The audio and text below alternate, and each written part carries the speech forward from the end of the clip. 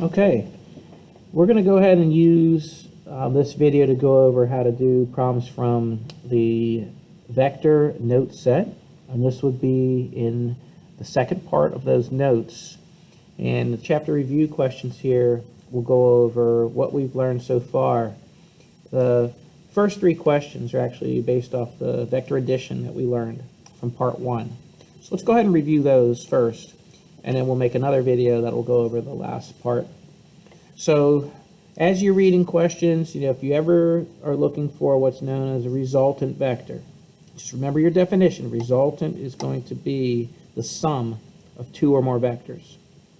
And we also learned a little bit about how there's differences between scalar and vector quantities.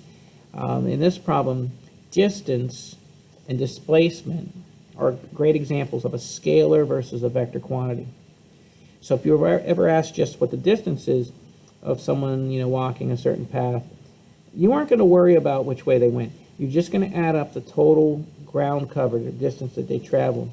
And in this example then, if I'm solving for the distance, I'm just going to add 10 meters to 25 meters. And I'll get an answer of 35 meters. So distance is pretty simple. It's just looking at the magnitudes, the number part. But when you work with displacement, you're going to look for a vector quantity, and you're going to pay close attention to the direction. So speaking of that, let's just go over real quick kind of the orientation of your paper. And if I were to draw x-axis and a y-axis, a horizontal and a vertical axis, I can use that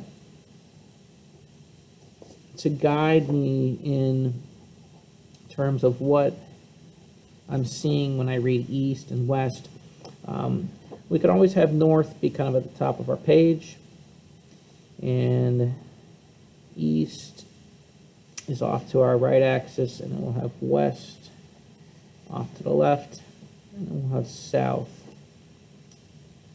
down on our paper. So think about these. You've got a line, it's a dimensional line, it's going to be like our vertical changing axis. It's going to be horizontally changing along this dimension.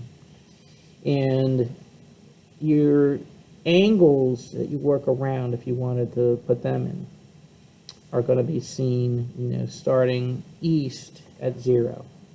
And then we work counterclockwise around.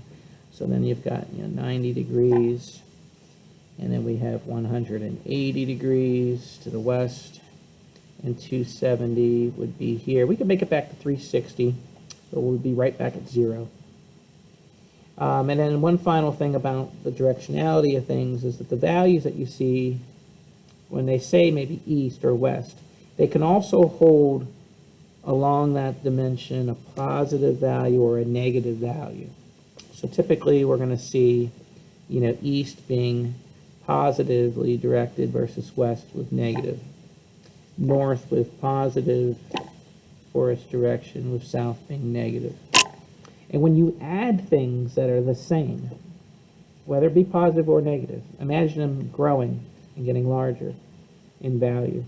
If you have opposites along a dimension that you're adding, you can see how they'll take away from each other. So in this problem, we do have the walk is occurring east, but then turns and goes back west.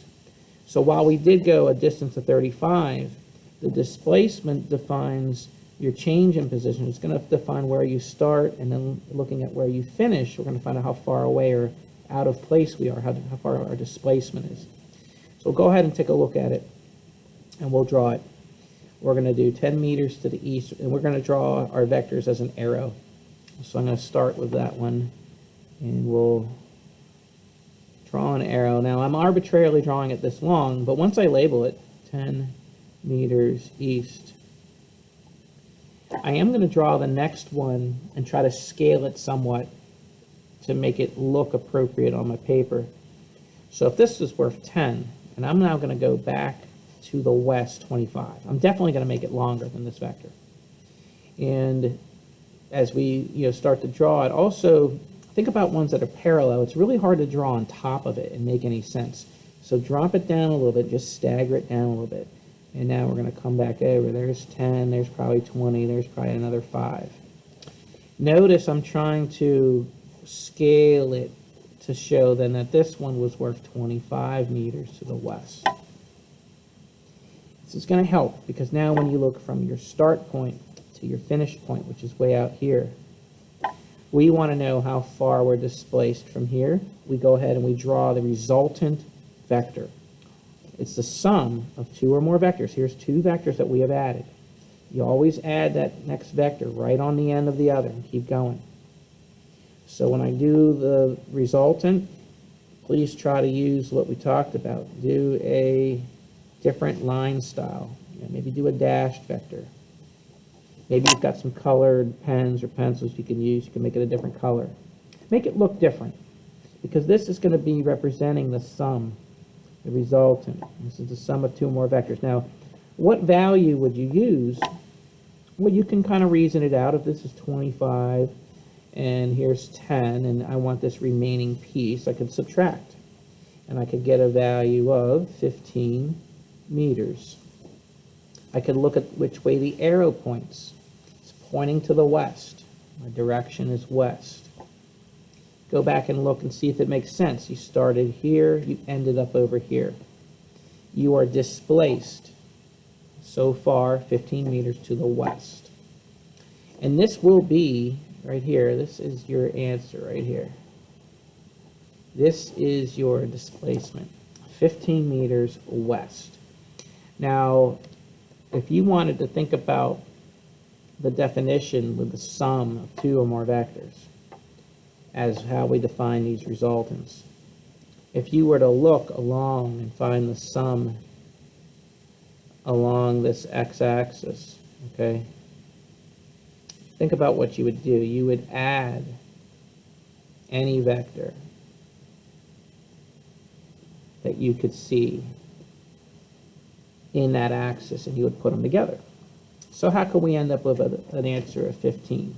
Well, here's where if you use this idea, you can have your positive values that go east and your negative that go west, and you could just put them together. So the sum of those 2 vectors, we add them that way. You could start with this, 10 meters, a positive value because it's east, and add to it a 25 meter west vector, which would be negative representing west. When you put that together, your answer is 10 plus a negative, which is subtraction, is going to be a negative 15. And that negative would represent west. So you can see you can think it out that way as well. But drawing it, it works really nice because you can visually see which way you're pointing and you get your answer pretty quick that way. All right, now let's go ahead and stop this video and we'll make another part where we'll do the next couple problems.